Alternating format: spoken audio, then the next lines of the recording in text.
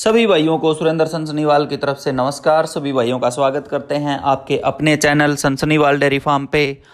आज की वीडियो बहुत ही स्पेशल होने वाली है, तो आप पहले मिनट से लेके लास्ट तक जुड़े रहें हमारे साथ। आज की वीडियो में हम बात करेंगे किसी भी भैंस का, गाय का, किसी भी पशु का 12 महीने में वो बच्चा ना दे या कहें एक बांझपन की समस्या। ये जो समस्या है सबसे मुख्य समस्या किसी भी डेयरी फार्म वाले के लिए होती है, किसी भी पशुपालक के लिए होती है।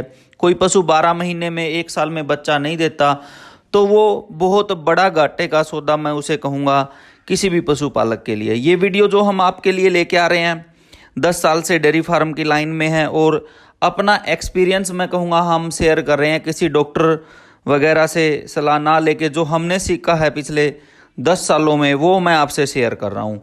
तो मैं बात कर रहा था किसी भी पशु का 12 महीने में बच्चा ना देने के कारण बहुत बड़ा घाटा। एक किस्म से मैं कहूँगा डेयरी फार्म या पशुपालक के लिए अगर पशु 12 महीने में बच्चा नहीं देता है या 12 महीने की बजाय 18 महीने 24 महीने लगाता है तो वो बहुत बड़ा घाटे का सौदा होता है, क्योंकि जो उसका ड्राई पीरियड है, दूध से सूख जाता है जब वो ज़्यादा लंबा हो जाता है और वो बहुत घाटे का सिस्टम हो जाता है किसी भी पशुपालक के लिए। दूध के रेट वैसे ही किसान भाइयों को, पशुपालकों को कम मिल रहे हैं और दूध के रेट ना मिल के उसको अगर 6 महीने या 12 महीने खड़ा करके पशु को खिलाना पड़ेगा तो वो उसके लिए बहुत बड़ा नुकसान हो जाएगा। तो हम जो बात कर रहे थे पिछले हमारे एक्सपीरियंस के हिसाब से जो मेन बातें हमने बनाई हैं, बता रहा हूँ मैं आपको, वो है किसी भी पशु के ब्याने के जो 2 महीने बाद का जो समय होता है वो सबसे ज़रूरी समय होता है किसी भी भैंस के लिए, किसी भी गाय के लिए। अगर आप जब वो बच्चा देती है उससे 2 महीने तक उसको आप अच्छी तरह से केयर करेंगे तो वो 12 महीने में बच्चा दे देगी, 13 में दे देगी, 14 में दे देगी, तो जल्दी प्रेग्नेंट हो जाएगी। कहने का मतलब ये है, तो आप पहले 2 महीने उसकी केयर करें, वो बहुत ज़रूरी हैं। और सबसे मैं मेन बात कहूँ, 2 महीने में हम 2 बातें सामने रखूँगा मैं आपके। पहले 2 महीने में क्या क्या ज़रूरी है।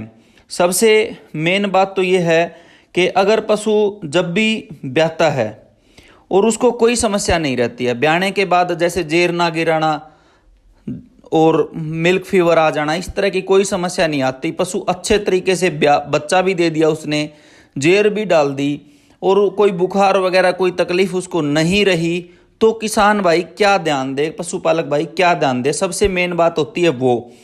तो मैं कहूँगा सबसे जो 2 महीने जो मैंने बात की, सभी पशुपालक भाई इस बात का ध्यान करें, उनको अच्छा फीड दें, दाना अच्छा दें, थोड़ा उसको ज़्यादा मात्रा में देंगे तो जल्दी पशु हीट में आएगा। खनिज मिश्रण ज़रूर दें साथ में पहले 2 महीने खनिज मिश्रण, मिनरल मिक्सर के बहुत ही ज़रूरी हैं। उसके बाद हम बात करेंगे अगर पशु सही रहता है, ब्याने में कोई दिक्कत नहीं आती है, तो आप जो उसका 20 दिन के बाद किसी भी वेटनरी सर्जन मैं बात कर रहा हूँ, किसी अच्छे डॉक्टर को बुला के उसकी बच्चेदानी चेक करवाइए कहीं उसमें सोजिश है या नहीं है। तो बहुत बार ये देखा गया है कि किसी पशु को अगर ब्याने में कोई समस्या नहीं रहती तो लगभग उसकी बच्चेदानी ठीक ही मिलती है। और जब कोई भी डॉक्टर उसके अंदर हाथ रख के चेक करता है कि बच्चेदानी में कोई तकलीफ है या नहीं है, तो विदिन उसके 10 दिन के बाद लगभग पशु हीट में आ जाते हैं, क्योंकि ये भी एक किस्म से डॉक्टरी भाषा में कहीं एक थेरेपी ही है कि डॉक्टर अंदर हाथ रख के चेक करता है, बच्चेदानी का मुंह अगर बंद रह जाता है तो वो उसकी मसाज कर देता है और बच्चेदानी का मुंह खुल जाता है और पशु हीट में आ जाता है। तो आप पशु को लगभग 2 महीने के पहली हीट मिस करवा के दूसरी हीट में उसको प्रेग्नेंट करवा सकते हैं। तो ये तो बात हुई 20 दिन के बाद चेक करवाएं। फिर अगर 20 दिन तक भी पशु हीट में नहीं आता, उसके 20 दिन के बाद फिर आप चेक करवा सकते हैं बच्चेदानी। कोई ज़्यादा लंबी चौड़ी समस्या है नहीं बच्चेदानी चेक करने की, कोई ज़्यादा फीस भी कोई डॉक्टर नहीं लेता है। तो जो पशु नॉर्मल है, वो नॉर्मल बच्चा दिया है, जिसने कोई समस्या नहीं रही है, उसका बस आपको ये ध्यान करना है कि मिनरल मिक्सर देना है और ब्याने के 20 दिन के बाद आपको उसकी बच्चेदानी चेक करवानी है कि कहीं उसमें सोजिश वगैरह या कोई और समस्या तो नहीं है। उसके बाद हम बात करेंगे अगर पशु को ब्याने के बाद कोई समस्या आ जाती है, वो समस्याएं भी मैं आपको डिटेल से बताऊंगा, थोड़ी लंबी वीडियो ज़रूर हो जाएगी। सबसे मेन बात जो हम आज कर रहे हैं वो बच्चेदानी से ही संबंधित है, पशु की बच्चेदानी से। तो बुखार वगैरह आ गया, मिल्क फीवर आ गया, तो उसकी तो आप ट्रीटमेंट करवा सकते हैं, वो ज़्यादा मैटर नहीं करेगा बच्चेदानी के मामले में। तो बच्चेदानी मैं आपको एक बात और कहना चाहूँगा, जो पशुपालक भाई वीडियो देख रहे हैं, अपने पशुओं के लिए नमक, सेंधा नमक जरूर यूज करें या मीठा सोडा अपनी फीड में जरूर यूज करें, क्योंकि उसके कारण पशुओं के बुखार वगैरह नहीं बनता। बच्चेदानी मैं कहूँगा जो थनों की बीमारियां हैं वो भी नहीं आती। तो आप नमक और मीठा सोडा भी अपने पशुओं को जरूर यूज करें। अभी बात कर रहे थे हम अगर पशु, सबसे मेन समस्या जो आती है अगर उसके ब्याने के बाद दिक्कत आ जाती है, वो मेन समस्या होती है पशु का जेर ना गिराना। तो जो पशु जेर नहीं गिराता उनमें ज़्यादातर ये बांझपन की या पशु टाइम पे नहीं ब्याता, ये समस्या देखी गई है। तो जेर ना गिराना, उसका समाधान मैं आपको बताना चाहूँगा। पशु अगर जेर नहीं गिराता है तो कभी भी किसी डॉक्टर से हाथ रखवा के, हाथ अंदर करवा के उसकी जेर ना निकलवाएं, क्योंकि अगर 10 ग्राम भी जेर का टुकड़ा बच्चेदानी के अंदर रह गया तो भी उतना ही इन्फेक्शन होना है, और अगर पूरी जेर रहेगी तो भी उतना ही इन्फेक्शन होना है। और जो जेर है वो जो परत होती है बच्चेदानी की, उसको पकड़ लेती है कस के। और बहुत बार ये देखा गया है कि जेर निकालने के बाद पशुओं की ज़्यादा खून बहने से मृत्यु भी हो जाती है, उसका यही रीज़न होता है। तो आप जेर कभी भी ना निकलवाएं किसी भी पशु की, किसी भी भैंस की, किसी भी गाय की।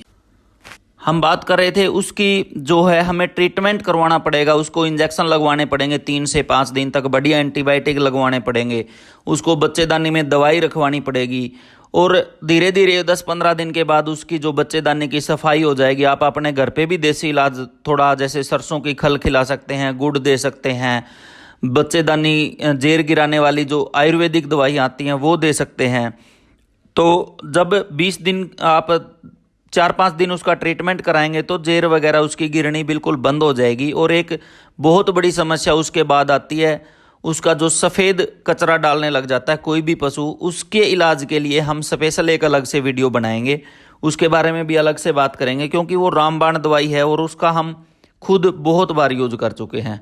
तो बच्चेदानी जब आप इंजेक्शन लगवाएंगे, दवाई वगैरह रखवाएंगे, 10-15 दिन के अंदर बिल्कुल ठीक हो जाएगी भैंस। उस 10-15 दिन के बाद अगले 20 दिन में आप दोबारा से बच्चेदानी चेक करवाएं और डॉक्टर को बुला के, वही जब पूरी तरह भैंस गाय ठीक हो जाएगी, उसको इंजेक्शन वगैरह लग चुके होंगे, सारा ट्रीटमेंट उसका हो चुका होगा, तो फिर हम उसको पहले दिन से ब्याई मान के, जैसे हमने पहले जो वीडियो में बताया वही बात फिर हमको करनी पड़ेगी। 20 दिन के बाद फिर डॉक्टर बुला के उसकी बच्चेदानी चेक करवानी पड़ेगी। और ये ना सोचें आपने दवाई रखवा दी, उसको इंजेक्शन लगवा दिए तो आपके पशु बिल्कुल ठीक हो गया। पहले 2 महीने 2.5 महीने आप हर 20 दिन के बाद, 25 दिन के बाद पशु की बच्चेदानी डॉक्टर से ज़रूर भी चेक करवाएंगे। ये बात जो पशुपालक भाई वीडियो देख रहे हैं, एक किस्म से मैं कहूँगा गांठ बांध ले। अगर पशु जेर भी ठीक तरीके से गिरा देता है, ब्याह भी अच्छे तरीके से जाता है, लेकिन एक समस्या ये देखी गई है, सारा कुछ ठीक रह गया लेकिन उसके बाद भी पशु हीट में नहीं आ रहा, उसका भी वही तरीका है। बहुत बार हम चेक करवाते हैं, डॉक्टर बोल देता है बच्चेदानी में सोजिश आई हुई है, तो सोजिश आने का वही तरीका, फिर दोबारा से ट्रीटमेंट डॉक्टर से अच्छे से अच्छा डॉक्टर आपका चुनाव करें, चाहे आपको वेट करना पड़ जाए 1 दिन 2 दिन। जो बच्चेदानी का जानकार डॉक्टर है, जो अच्छा माहिर डॉक्टर है, आप उसी से ट्रीटमेंट करवाइए। तो ये थोड़ी छोटी बातें हैं जो आप ध्यान में रख सकते हैं।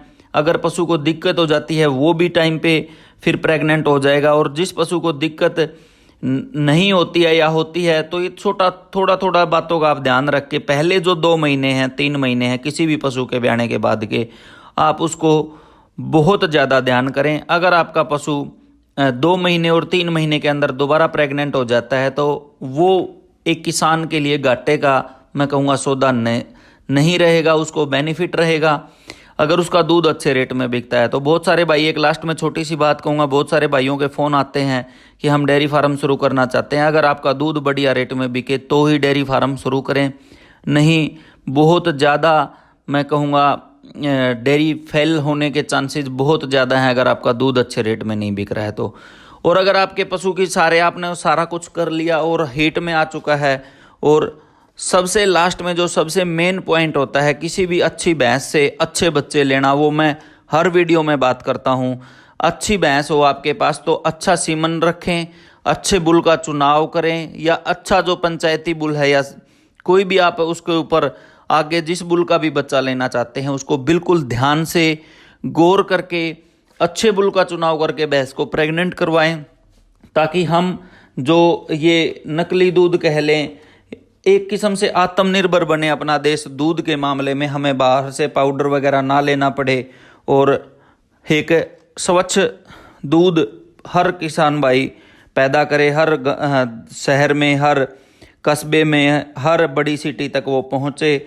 उसका सबसे मेन जो समाधान जिसको हम कह सकते हैं वो है नस्ल सुधार का। तो आप लास्ट में बिल्कुल अच्छे सीमन का चुनाव करें, तभी अपने पशु को प्रेग्नेंट करवाएं। कोई बात अगर इसमें रह भी गई होगी तो कभी ना कभी फिर कोई ना कोई इस मैटर के ऊपर हम वीडियो बनाएंगे। जो भाई वीडियो देख रहे हैं लास्ट तक, इतना टाइम निकाल के आपने हमें अभी तक सुना, अभी तक वीडियो को देखा, तो आप हमें कमेंट्स में ज़रूर बताना आपको कैसी लगी वीडियो हमारी। अगर अच्छी लगी हो तो शेयर ज़रूर करें, चैनल पे पहली बार जुड़े हैं सब्सक्राइब करें, बेल आइकन का बटन दबाएं ताकि नोटिफिकेशन मिलता रहे। और अगर आप हमारी ये वीडियो फेसबुक पे देख रहे हैं तो हमारे पेज को लाइक करें ताकि यहाँ भी आपको नोटिफिकेशन मिलता रहे। सभी भाइयों का देश विदेश से जितने भी जुड़े हुए हैं सभी का तहे दिल से धन्यवादी हूँ। आपके बिना अगर आज तक आप यहाँ तक हमारे साथ बने नहीं रहते तो शायद चैनल बंद करके अपने फार्म की तरफ ही ध्यान होता। लेकिन जो भी हमें पिछले 10 सालों से हमें सीखने को मिला है, थोड़ा बहुत जितनी भी जानकारी है वो चाहे थोड़ी कम भी हो थोड़ी ज़्यादा भी हो, सभी तरह की आपके साथ शेयर करते रहते हैं। सभी भाइयों का दिल से बहुत बहुत धन्यवाद।